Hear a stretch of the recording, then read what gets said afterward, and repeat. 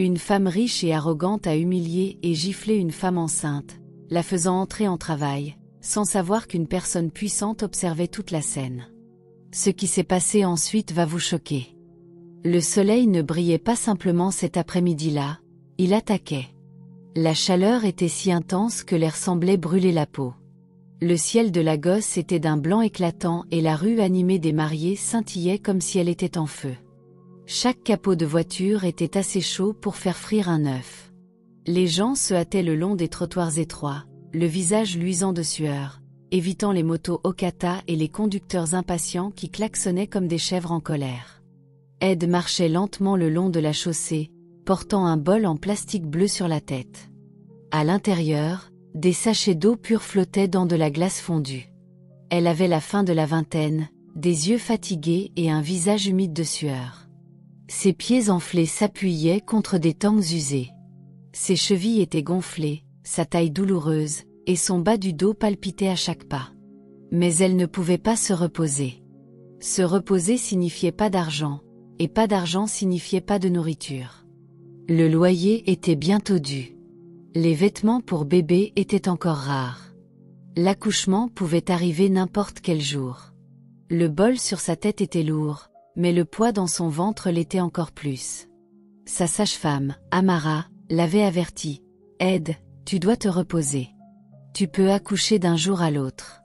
Ton corps a besoin de force. » Ed avait hoché la tête poliment ce jour-là, mais elle savait que c'était une promesse qu'elle ne pouvait pas tenir. Le repos ne paierait pas le loyer ni n'achèterait des couches. Le repos ne tiendrait pas la faim à distance. Elle ajusta légèrement le bol sur sa tête et frotta doucement son ventre d'une main, murmurant comme si elle parlait au bébé à l'intérieur. « S'il te plaît, ce n'est pas encore le moment de venir, » murmura-t-elle. « Ne viens pas encore. Maman doit marcher un peu plus. S'il te plaît, comporte-toi bien aujourd'hui. Sois gentil avec maman. Maman doit finir de vendre cette eau pure. » Quelques passants la regardèrent murmurer, mais elle s'en fichait. Le bébé à l'intérieur donna un léger coup en réponse. Ed soupira et continua à avancer. Elle tourna dans une rue qu'elle connaissait bien, la rue des matériaux de mariage. Des deux côtés, les boutiques exposaient des robes de mariée blanches, des tissus de dentelle scintillants, des foulards colorés et des chaussures brillantes. Elle aimait vendre ici, car les clients, assoiffés par les achats et les négociations, achetaient souvent de l'eau en gros, et son bol se vidait plus vite qu'ailleurs. Mais aujourd'hui, la chaleur rendait tout plus difficile. Le soleil déversait sa chaleur sans pitié. Les pieds d'Ed semblaient plus lourds. La sueur coulait dans son dos. Elle avala sa salive contre la sécheresse de sa gorge, se disant qu'elle boirait un sachet seulement après avoir vendu la moitié du bol. Puis cela arriva. Une douleur aiguë et lancinante traversa son bas du dos, enveloppant sa taille comme un fer chaud. Ed halta et se pencha légèrement en avant.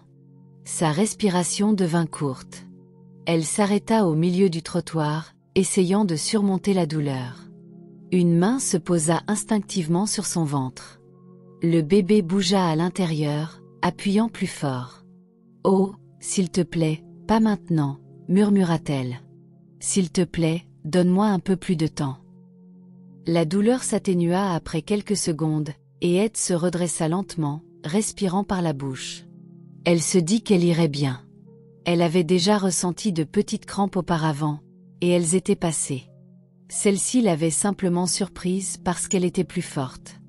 Elle continua à marcher.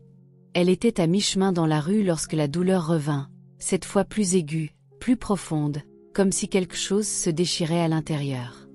Ses genoux faillirent fléchir. Elle chercha désespérément quelque chose à quoi s'accrocher.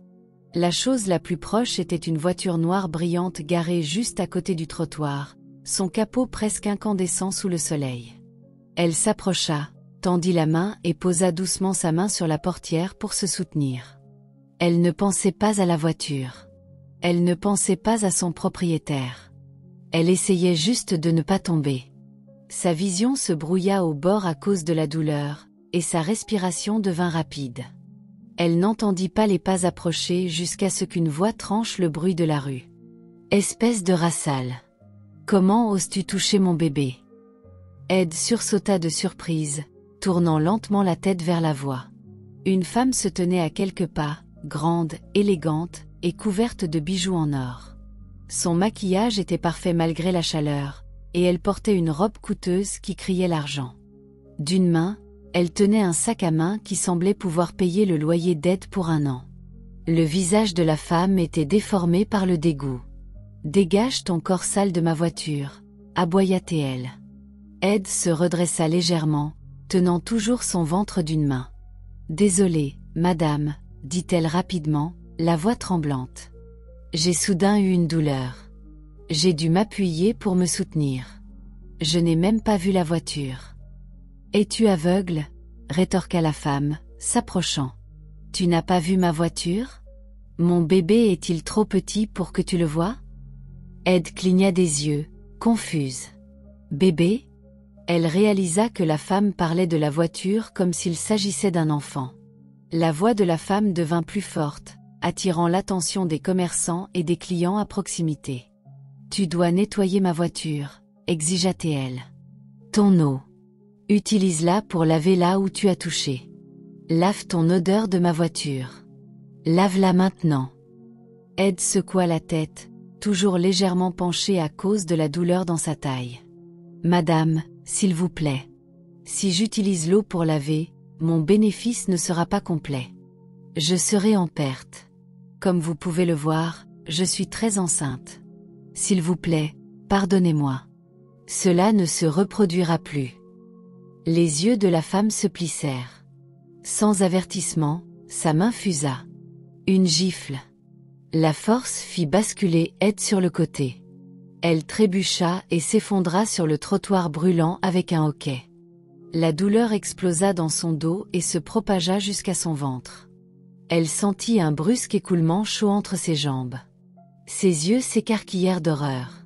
Ses os s'étaient rompus. « Madame, s'il vous plaît, » supplia-t-elle, la voix tremblante. « Mes os viennent de se rompre. » Mais la femme s'approcha, attrapa le bras d'Ed et commença à la traîner sur le sol. « J'ai dit lave ma voiture maintenant, espèce de rat de caniveau. » Les gens commencèrent à se rassembler. Certains semblaient choqués. D'autres chuchotaient. Quelques commerçants s'avancèrent. Mama Bose, de la boutique de tissus, intervint, les mains levées. « S'il vous plaît, cliente, pardonnez-lui, » dit-elle. « Elle vend ici tous les jours. Elle n'a jamais rien volé.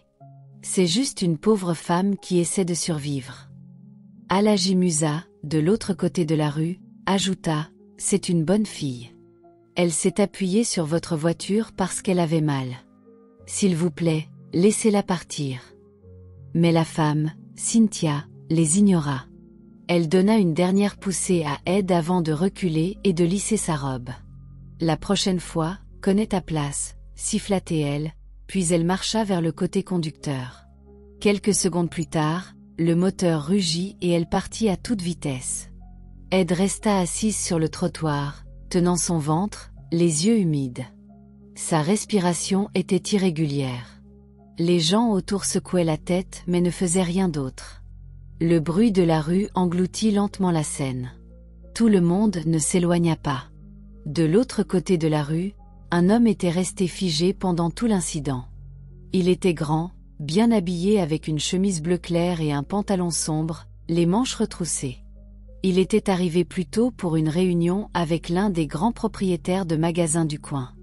Il s'appelait Emmanuel, et la femme qui venait de partir à toute vitesse était sa fiancée. Il entendait encore sa voix dans sa tête, rat de caniveau. Il voyait encore la gifle, la chute d'Ed, la foule qui plaidait. C'était la femme qu'il était censé épouser dans quelques semaines. La même femme qu'il avait décrite à ses amis comme douce, gentille et aimante. C'était comme si un voile s'était déchiré devant ses yeux. La mâchoire d'Emmanuel se serra. Sans réfléchir, il traversa rapidement la rue. Ed le remarqua à peine jusqu'à ce que son ombre tombe sur elle. « Madame, » dit-il d'un ton urgent, « vous devez aller à l'hôpital. » Ed leva les yeux vers lui, confuse. « Monsieur, s'il vous plaît, » dit Emmanuel, s'accroupissant à ses côtés. Il jeta un coup d'œil à son chauffeur, Shindu, qui attendait près de leur voiture. « Aide-moi à la soulever. » Shindu se précipita. Ensemble, ils soutinrent Ed pour la remettre sur ses pieds. Elle grimaça de douleur mais ne résista pas alors qu'il la guidait vers la voiture d'Emmanuel. L'air froid de la climatisation de la voiture frappa son visage lorsqu'ils l'installèrent sur la banquette arrière. Emmanuel monta à côté d'elle pendant que Shindu prenait le volant. « Hôpital », ordonna Emmanuel. Alors que la voiture s'insérait dans la circulation, Emmanuel regarda Ed. Elle tenait son ventre, sa respiration rapide. « Ne vous inquiétez pas, dit-il doucement. Tout ira bien. Je m'en assurerai. » Ed cligna des yeux, essayant encore de comprendre pourquoi cet étranger l'aidait. Elle ne savait pas qui il était ni la vérité sur la femme qui venait de l'attaquer. Emmanuel s'adossa, l'esprit en ébullition. La chaleur dehors était toujours insupportable. Mais à l'intérieur de lui, quelque chose de plus froid se répandait. La prise de conscience que la femme qu'il allait épouser n'était pas celle qu'il pensait. La route vers l'hôpital sembla plus longue qu'elle ne l'était vraiment. Emmanuel resta assis à côté d'Ed à l'arrière, la regardant respirer à travers la douleur. Elle gardait les yeux fermés, une main sur son ventre, l'autre agrippant le siège. Toutes les quelques secondes, elle laissait échapper un léger gémissement. « Tenez bon, » dit Emmanuel doucement, bien que sa propre poitrine soit oppressée. « Nous sommes presque arrivés. » Shindu se fraya un chemin dans la circulation de Lagos, klaxonnant quand nécessaire. Le bruit des klaxons, des commerçants criant et des conducteurs d'autobus s'estompa derrière eux alors que la voiture entrait dans l'enceinte de l'hôpital. 2 infirmières se précipitèrent avec un fauteuil roulant. « Elle est en travail », leur dit rapidement Emmanuel. « S'il vous plaît, elle souffre. Dépêchez-vous. » Elles aidèrent Ed à sortir de la voiture et à s'installer dans le fauteuil roulant. Emmanuel marcha à ses côtés alors qu'on la conduisait à l'intérieur, ses yeux scrutant le couloir froid et lumineux. L'air à l'intérieur sentait l'antiseptique et quelque chose de métallique. Les infirmières en blouse se déplaçaient rapidement d'une pièce à l'autre. Dans la salle d'accouchement, le docteur Chic s'avança. Il avait la fin de la trentaine, portait une blouse verte et une coiffe. Il jeta un coup d'œil à Ed, puis à Emmanuel. « Êtes-vous son mari ?» demanda-t-il. « Non, » répondit Emmanuel. « Je l'ai trouvée en détresse. S'il vous plaît, elle a besoin d'aide. » Le docteur Chic hocha la tête et examina rapidement Ed. Son expression devint sérieuse. « Elle est sous-alimentée, extrêmement épuisée, » dit-il en regardant Emmanuel. « Le cœur du bébé est faible. Elle est trop fatiguée pour pousser. Nous devons faire une césarienne d'urgence maintenant, sinon nous risquons de perdre la mère et l'enfant. » Les yeux d'Ed s'écarquillèrent. « Une chirurgie ?»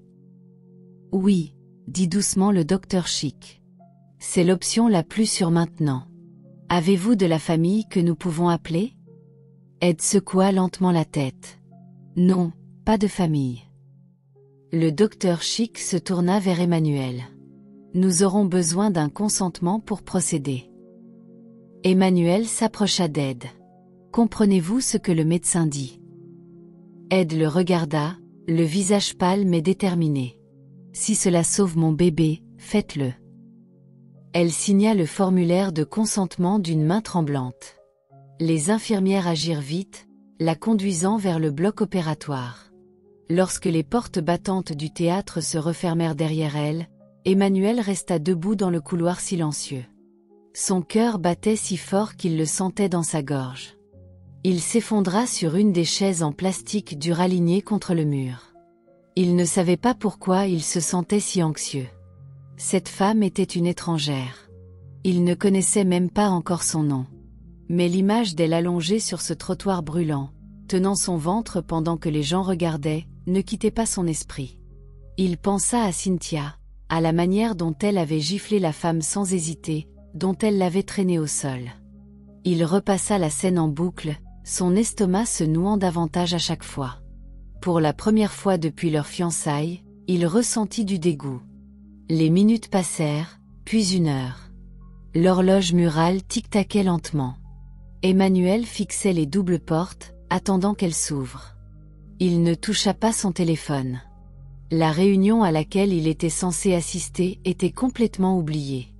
Enfin, les portes s'ouvrirent. Le docteur Chic sortit, retirant ses gants. Emmanuel se leva immédiatement. « Docteur, comment va-t-elle » Le visage du docteur Chic s'adoucit. « Félicitations. La femme que vous avez amenée a donné naissance à un beau garçon. » Emmanuel ne réalisa qu'à ce moment-là qu'il retenait son souffle. Il expira profondément, un flot de soulagement le submergeant. « Merci, mon Dieu, murmura-t-il. « Merci, docteur.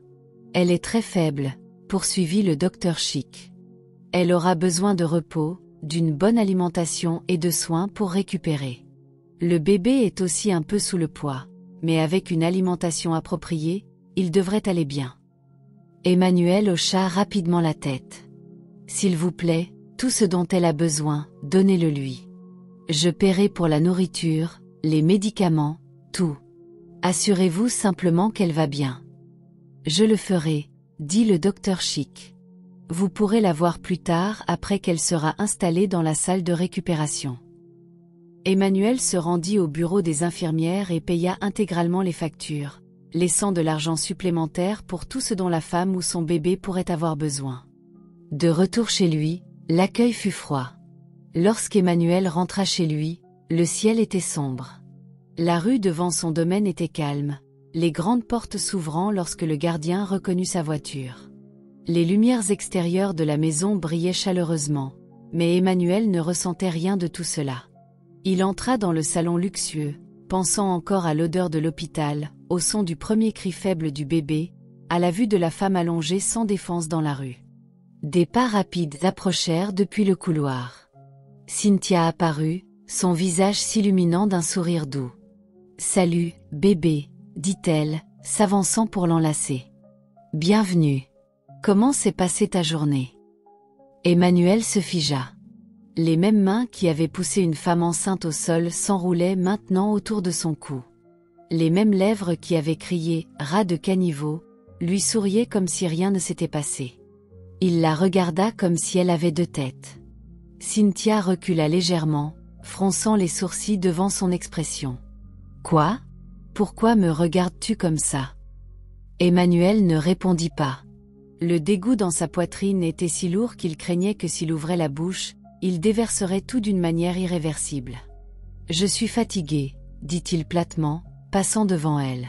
« J'ai besoin de me reposer. » Elle le suivit dans la chambre, continuant à parler. « C'était le travail ? Il s'est passé quelque chose ? Tu as l'air stressé. Veux-tu que je te prépare quelque chose à manger ? » Mais il déboutonnait déjà sa chemise et se dirigeait vers la salle de bain. Plus tard, allongé sur le lit, l'obscurité de la pièce rendait les images dans sa tête plus nettes. Ed s'appuyant sur la voiture, la gifle de Cynthia, l'eau éclaboussant le trottoir, les cris de douleur. Il se tourna sur le côté, loin de la forme endormie de Cynthia. Pour la première fois depuis le début de leur relation, Emmanuel se demanda si épouser Cynthia serait la plus grande erreur de sa vie. La lumière du matin inondait la chambre d'Emmanuel, mais il n'avait pas beaucoup dormi. Son esprit revenait sans cesse à la femme à l'hôpital. Le regard de gratitude dans ses yeux, le petit cri du nouveau-né. Il ne connaissait même pas son nom. Il devait vérifier comment elle allait. À la mi-matinée, il parcourait à nouveau le couloir familier de l'hôpital. Les infirmières lui faisaient un signe de tête respectueux en passant. La chambre privée qu'il avait payée se trouvait au bout du couloir. Emmanuel poussa doucement la porte. Ed était assise sur le lit, le dos contre l'oreiller. Le bébé était dans ses bras, enveloppé dans une couverture blanche douce. Lorsqu'elle vit Emmanuel, son visage s'illumina d'un sourire chaleureux. « Merci beaucoup, monsieur, » dit-elle doucement, berçant le bébé. « Vous avez sauvé mon bébé et moi.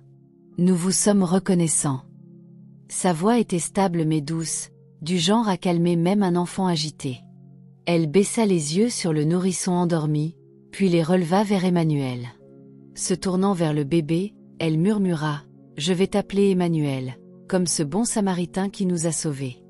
Ton nom sera Emmanuel à partir d'aujourd'hui. » Pendant un moment, Emmanuel ne parla pas. Il resta là, ressentant une étrange oppression dans sa poitrine. « Je suis vraiment honoré que vous ayez nommé votre fils d'après moi, » dit-il enfin, la voix basse. Ed sourit. « Emmanuel est un beau nom, et vous êtes un homme bon. » À partir de ce jour, Emmanuel fit de son mieux pour s'assurer qu'Ed et le petit Emmanuel Junior ne manquent de rien. Il paya toutes les factures d'hôpital, disant aux infirmières « Tout ce dont elle a besoin, donnez-le lui. Je m'en occupe. » Chaque matin, il passait avec des fruits frais, du lait maternisé et de petites friandises pour Ed. Lorsqu'Ed fut autorisé à sortir, Emmanuel insista pour l'accompagner jusqu'à l'appartement modeste qu'elle louait. L'immeuble était vieux, les murs fissurés, les fenêtres rouillées.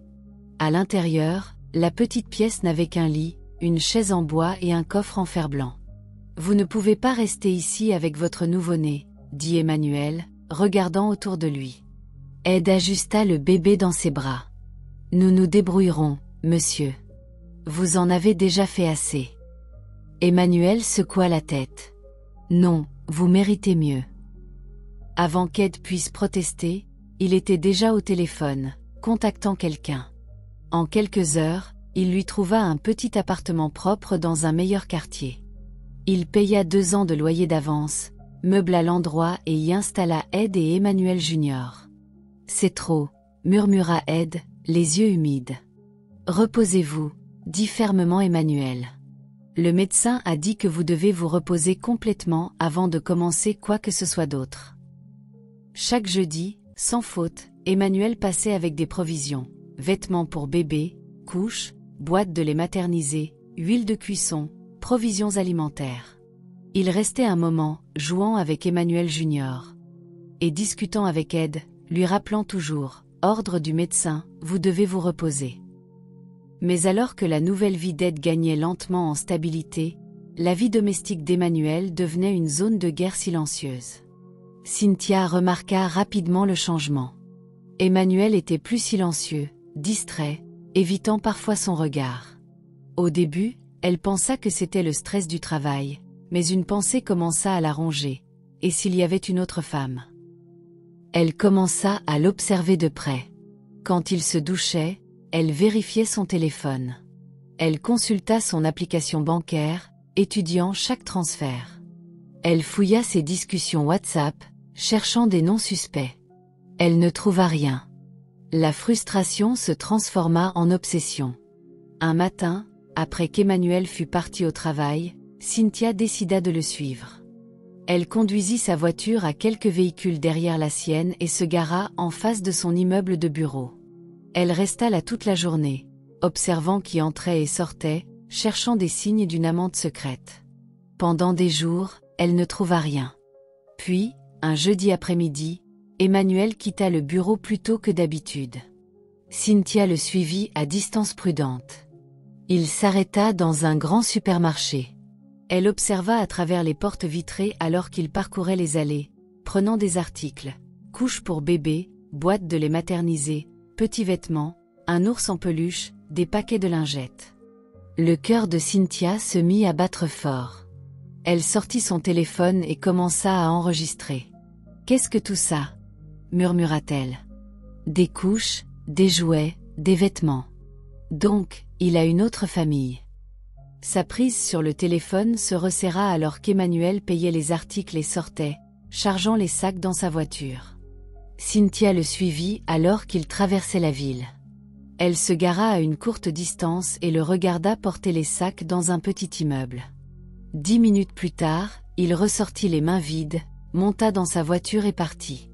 Sa mâchoire se serra. Quand elle fut sûre qu'il était parti, elle sortit de sa voiture et marcha vers la porte qu'il avait franchie plus tôt. Elle frappa fort. À l'intérieur, Ed, qui pliait des vêtements pour bébé, ouvrit la porte et se figea. Devant elle se tenait la femme du marché. « Bonjour, madame, » dit Ed calmement. « Comment puis-je vous aider ?» Cynthia tapa des mains bruyamment. « Aider ta génération. Espèce de misérable. D'abord ma voiture, Maintenant tu essaies de voler mon fiancé. » Avant qu'Ed puisse répondre, le bruit des pleurs d'Emmanuel Junior vint de l'intérieur. La tête de Cynthia se tourna vers le son. Elle poussa Ed et entra dans le petit appartement. « Qui est le père de cet enfant? Est-ce mon fiancé? » Ed secoua rapidement la tête. « Non, madame. » Une gifle. La force fit reculer Ed. Cynthia l'attrapa par le bras et la tira en avant, sa voix montant. « Je vais te détruire, toi et ton fils. Je ferai en sorte que vous disparaissiez de la surface de la terre. » Ed serra son bébé qui pleurait contre sa poitrine, essayant de le protéger. « Madame, s'il vous plaît. Je ne connais pas votre mari. Épargnez-moi. Épargnez mon fils. » Mais Cynthia était hors de contrôle. Elle tira à nouveau sur le bras d'Ed. Les cris attirèrent l'attention. Les voisins commencèrent à affluer. Mama Tolu, de l'appartement d'Axe en Grave-Côté, entra, suivie d'un jeune homme du bloc voisin. « Madame, s'il vous plaît, ce n'est pas juste, » dit Mama Tolu, s'interposant entre elles. « Laissez-moi tranquille, » rétorqua Cynthia, essayant toujours de pousser. « Cette femme essaie de ruiner ma vie. » Deux autres voisins se joignirent, tirant Cynthia vers la porte. Ed resta au milieu de la pièce, tenant Emmanuel Junior. Près d'elle, sa respiration rapide et superficielle. Enfin, les voisins parvinrent à pousser Cynthia dehors. « Vous ne savez pas ce qu'elle fait » cria Cynthia en trébuchant sous le soleil. « Mais je reviendrai. » Les voisins fermèrent fermement la porte. Ed s'effondra sur la chaise la plus proche, les larmes coulant sur ses joues alors qu'elle essayait de calmer son bébé. Elle ne comprenait pas encore pleinement pourquoi cette femme la détestait autant. Ce qu'elle ne savait pas encore, c'est que le drame ne faisait que commencer. La chaleur de l'après-midi pesait sur le quartier comme une lourde malédiction. La poussière dans la rue d'Ed collait à l'air, se collant à la peau et aux vêtements. Elle venait de finir de laver les petites chemises d'Emmanuel et de les étendre sur une corde à l'extérieur lorsqu'un bruit la fit se figer. Le crissement aigu d'une voiture freinant brusquement devant l'immeuble. Cynthia sortit, vêtue d'une robe jaune ajustée, des lunettes de soleil perchées sur la tête comme une couronne qu'elle ne méritait pas. Derrière elle vinrent 4 hommes, du genre dont les muscles ne venaient pas d'une salle de sport, mais d'années à soulever des blocs de ciment et à porter des ennuis. « Tante » murmura une voisine à Ed depuis la cour. « On dirait des problèmes. » Les hommes ne saluèrent pas. Ils passèrent devant Ed, enfoncèrent sa porte et commencèrent à sortir ses affaires. Le berceau du bébé, un petit matelas, un sac de couches, une casserole roulèrent et claquèrent sur le ciment. La bouteille d'alimentation du bébé heurta le sol et se fissura. Ed se précipita, la panique dans la poitrine. « S'il vous plaît, soyez prudent. Il y a un bébé. » La voix de Cynthia trancha sa supplique comme un fouet. « Cette maison a été louée par mon fiancé. Je ne veux plus vous voir ici. » La foule rassemblée octa. Une vieille femme marmonna. « Ah, la honte ne connaît pas le visage de celle-ci. » Les lèvres d'Ed tremblaient. Elle voulait se défendre, dire qu'elle n'avait jamais su qui était le fiancé de Cynthia, mais les mots restaient coincés dans sa gorge. Tout ce qu'elle pouvait faire était de serrer son bébé qui pleurait et de regarder son monde être jeté dans la rue. Ce soir-là, alors qu'Ed était assise sous un arbre à proximité avec ses affaires éparpillées, la vérité se dévoila cruellement. Une voisine, à demi chuchotant, lui dit ce qu'elle ignorait. L'homme qui avait loué la maison pour elle, l'homme qu'elle voyait comme un sauveur, était le fiancé de Cynthia. La révélation la frappa comme une seconde expulsion. Le monde lui sembla soudain très petit et encore plus dangereux. 2 jours plus tard, un jeudi après-midi, dans le même immeuble, Emmanuel arriva, garant sa voiture juste devant la porte. Il frappa à la porte d'Ed, s'attendant à ce qu'elle ouvre. Silence. Il frappa à nouveau, plus fort. Une voisine passa la tête depuis la pièce voisine, la pitié inscrite sur son visage. « Oh gars, elle n'est pas là. »« Comment ça ?» La voix d'Emmanuel s'aiguisa. La femme baissa la voix. « Votre femme est venue. Elle l'a accusé de vous avoir séduit avec de la sorcellerie. Elle l'a battu. Elle a battu le bébé aussi. Puis elle a amené des gars et jeté ses affaires dehors. Nous ne l'avons pas vue depuis. Emmanuel sentit quelque chose dans sa poitrine devenir froid et solide. Femme, dit-il lentement. Ce n'est pas ma femme. Mais la voisine haussa simplement les épaules, comme si ce détail ne changeait rien. Ce soir-là, Emmanuel entra comme une tempête dans son salon. Cynthia était sur le canapé, parcourant son téléphone, le visage peint de maquillage parfait, comme si le monde allait bien. Il se tint devant elle, la mâchoire serrée. Il y a quelques mois, j'ai vu ce que tu as fait à une femme enceinte. Tu l'as giflée, insultée, poussée. Ses os se sont rompus. Tu l'as abandonnée. Je l'ai emmenée à l'hôpital moi-même. Sa voix était basse, mais chaque mot était un coup. Aujourd'hui, j'ai appris que tu l'as chassée, elle et son fils, dans la rue. Cynthia se figea, son téléphone glissant de ses doigts. Cette femme que tu appelles un rat de caniveau, poursuivit Emmanuel, est 10 fois meilleure que tu ne le seras jamais. Je ne peux pas épouser une femme comme toi. Cette relation est terminée. Rassemble tes affaires et quitte ma maison. Ses yeux s'écarquillèrent, ses mains tremblaient. S'il te plaît, bébé, pardonne-moi. Je pensais que tu avais une liaison. Je ne savais pas. Tu ne peux pas faire ça. Nos invitations sont distribuées. Les gens vont se moquer de moi. Je m'en fiche, dit-il d'une voix définitive, coupant à travers ses larmes. C'est fini. Quand elle tenta de l'atteindre, il recula. Se tournant vers le gardien, il ordonna « Jette ses affaires dehors. Interdis-lui l'entrée. » Puis, sans la regarder à nouveau, il prit son téléphone et appela un détective privé. Trouvez Ed et son fils maintenant. Une semaine plus tard, l'appel arriva juste après l'aube. Monsieur, nous l'avons trouvée. Elle est dans une église à EAYK. Emmanuel était déjà habillé avant que le téléphone ne touche la table. La route sembla trop longue, chaque feu rouge comme une insulte. Lorsqu'il atteignit enfin le modeste bâtiment de l'église, il la repéra, assise sous un arbre sur le côté, son bébé sur ses genoux. Elle leva les yeux, surprise. Emmanuel. Il marcha lentement vers elle, craignant que s'il bougeait trop vite, elle disparaîtrait. Ed, pourquoi n'as-tu pas répondu à mes appels? Elle détourna le regard, la voix tendue. Ta femme est venue m'accuser. Elle m'a chassé plus tard. Je ne voulais pas d'ennui. J'ai séjourné chez un membre de l'église. C'est pourquoi je n'ai pas répondu. Ce n'est pas ma femme. Plus maintenant. J'ai rompu les fiançailles. Sa voix s'adoucit. Laisse-moi te trouver un endroit sûr où rester. Elle secoua la tête. Non, je peux me débrouiller. Il sourit légèrement, mais c'était un sourire triste. D'accord, alors viens travailler pour moi. J'ai besoin d'une femme de ménage. Ses yeux se plissèrent. Une femme de ménage? Oui, dit-il, une pointe de défi dans la voix. C'est plus sûr que de vagabonder de maison en maison. Laisse-moi au moins faire ça. Après une longue pause, elle soupira.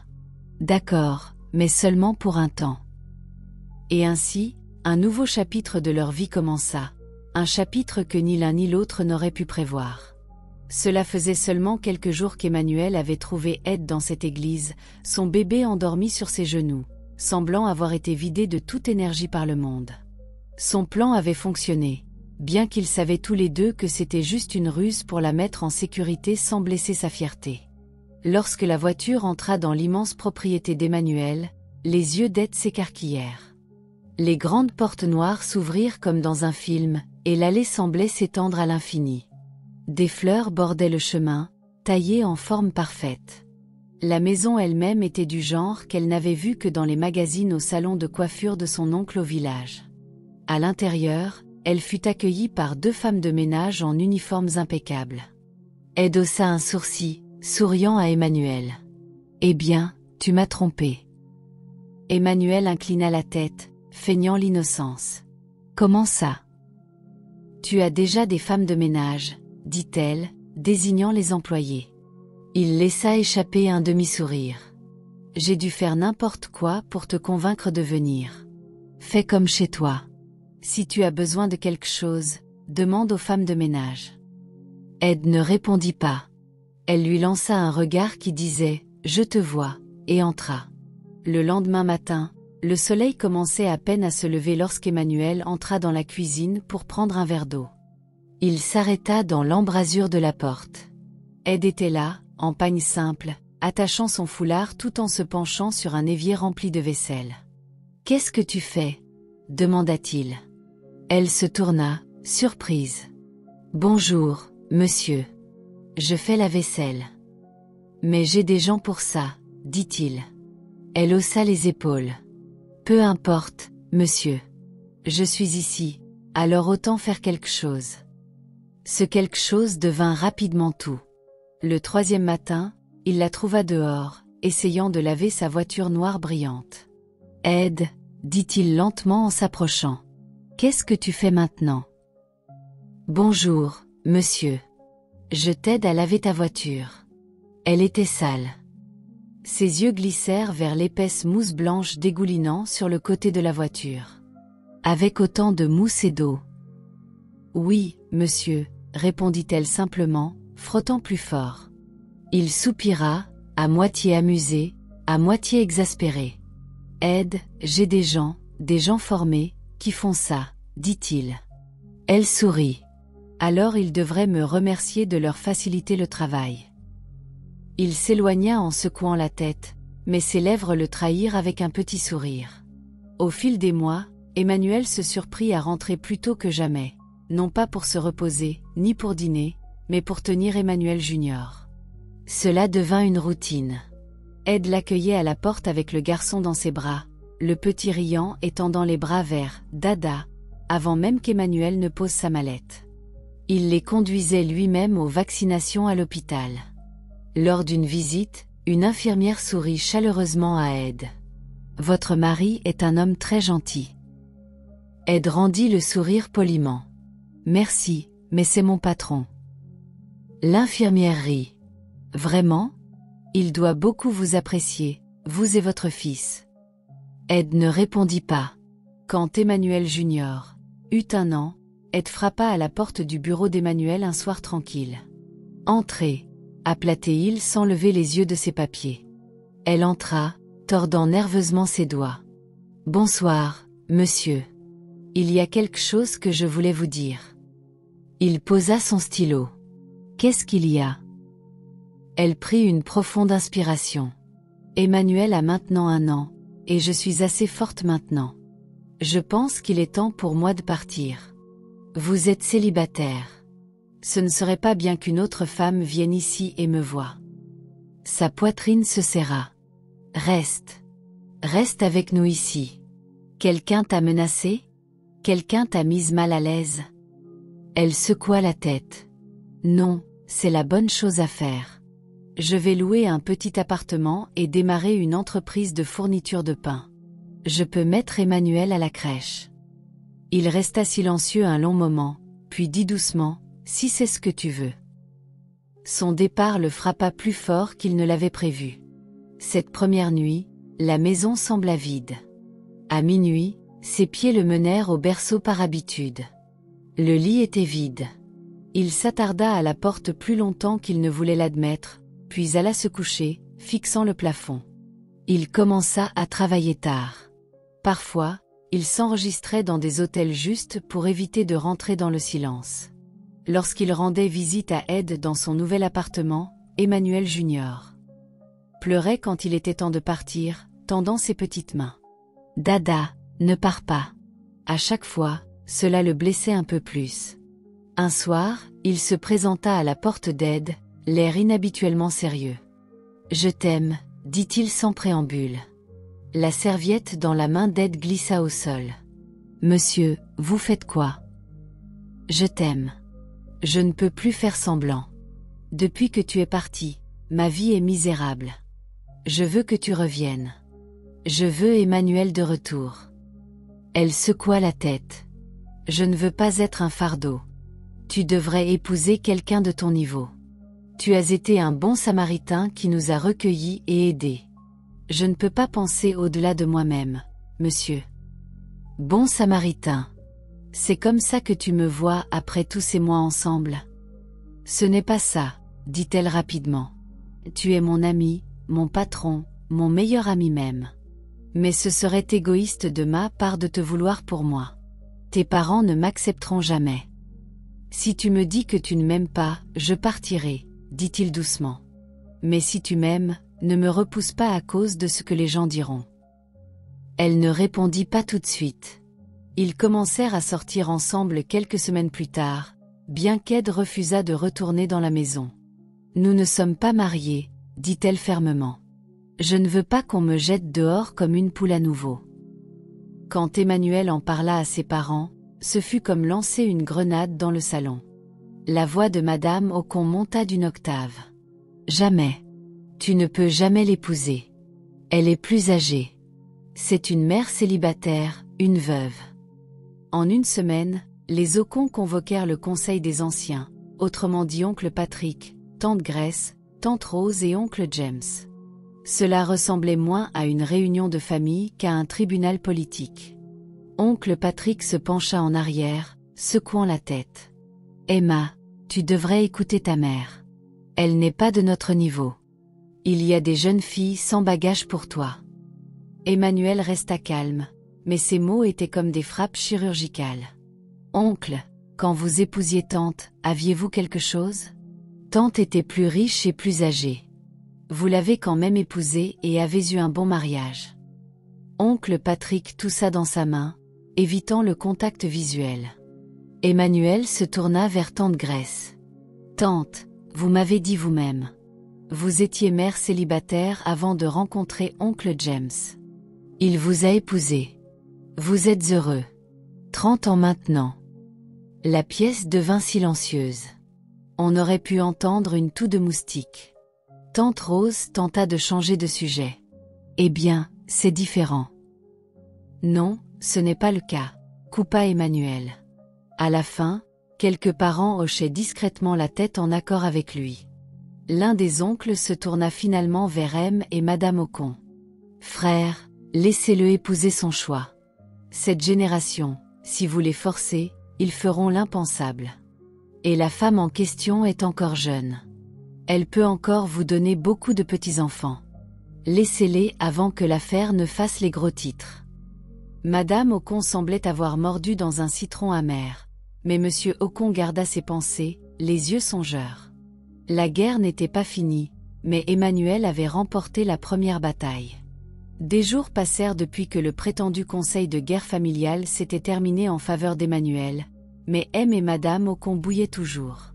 Madame Ocon se déplaçait dans la maison comme une bouilloire laissée trop longtemps sur le feu, prête à siffler à tout moment. Le sommeil l'évitait comme un débiteur esquivant ses créanciers. Elle mangeait à peine.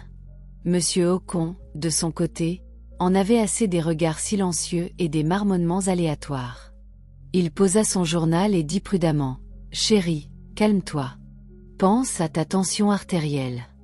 Ne prenons pas de décision hâtive. » Madame Ocon se tourna lentement vers lui, comme si elle n'avait pas bien entendu. « Me calmer ? Est-ce que je t'ai entendu dire que je devrais me calmer ? Comment puis-je me calmer quand mon fils unique est sur le point de gâcher sa vie et son avenir ? Dis-moi, qu'est-ce qu'elle a, cette fille ? A-t-elle utilisé du juju sur lui ? » Sa voix était montée assez haut pour atteindre l'étage. Monsieur Ocon soupira. « Ce que Grace a dit n'est pas faux. Notre fils l'a choisi et il est heureux. Laissons-les tranquilles. » Les yeux de Madame Ocon se tournèrent vers lui. « Qu'est-ce que tu viens de dire ? » « Rien. J'ai dit qu'il fait trop chaud. Nous avons besoin de climatisation, balbutia-t-il. « Bien. J'espère que c'est de la climatisation, » dit-elle, pointant un doigt acéré avant de sortir en trombe du salon. Elle marcha dans sa chambre, saisit son téléphone et composa un numéro avec une précision militaire. « Grace » aboya-t-elle dès que sa sœur décrocha. « Ah, sœur, bonjour. » « Ne me dis pas bonjour. Tu es méchante.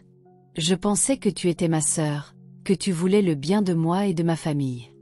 Je t'ai appelé chez moi pour m'aider à raisonner mon fils afin qu'il oublie cette vieille cargaison d'occasion.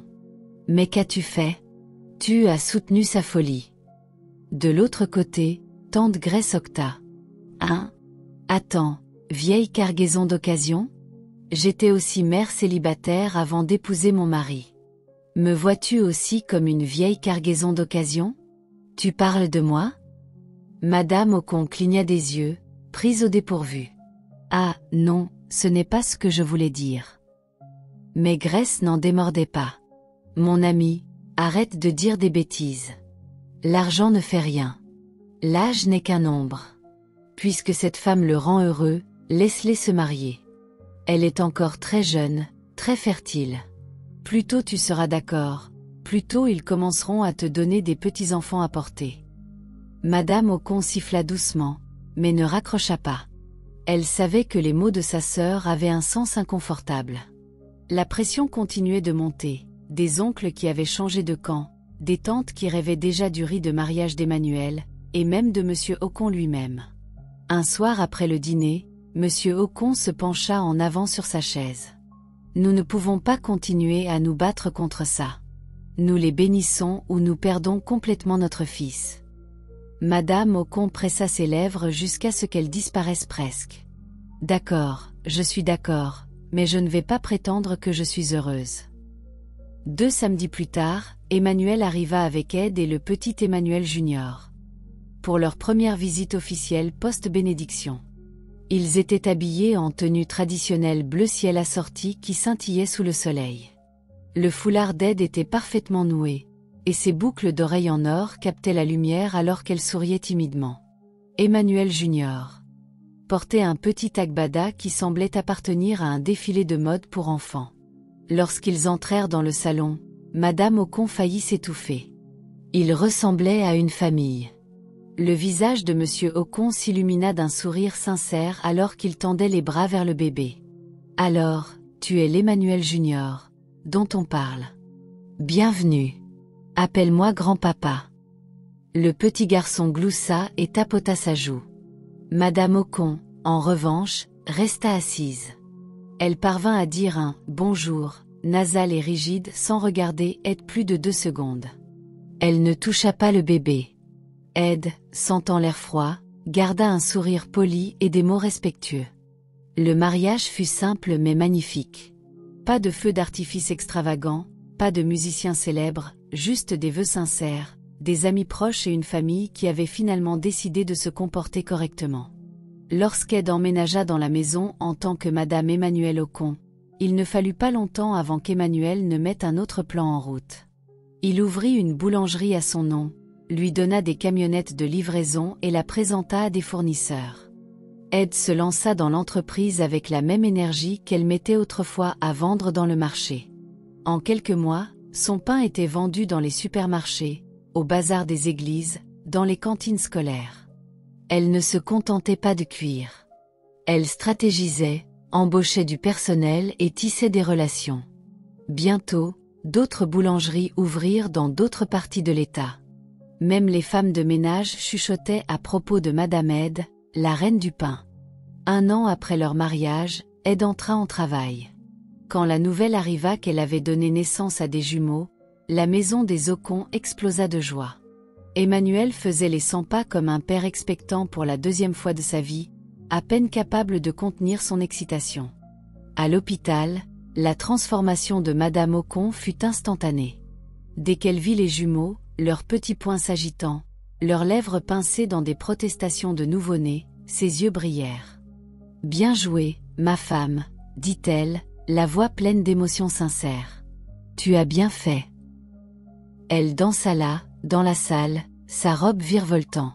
Elle apporta des cadeaux, des vêtements, des bijoux, même une voiture neuve pour Ed. Elle ordonna au cuisinier à la maison de préparer la meilleure soupe que l'argent puisse acheter. Elle porta les jumeaux un par un, embrassant leur front.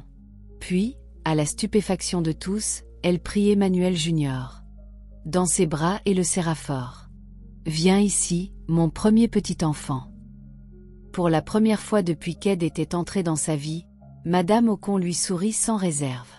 Au fil des mois, Les murs de la maison résonnaient de rires, de pleurs de bébés et de l'odeur du pain frais provenant de l'empire commercial en expansion d'Ed. La même femme qui avait été giflée dans un marché étouffant pour s'être appuyée sur la mauvaise voiture était maintenant Madame Ed Ocon, épouse, mère de 3 enfants, magnate des affaires et maîtresse de la maison. Elle était passée de la vente d'eau pure sous un soleil brûlant à siéger en tête de table, respectée, aimée et intouchable. Et au fond d'elle, elle savait que ce n'était que le début.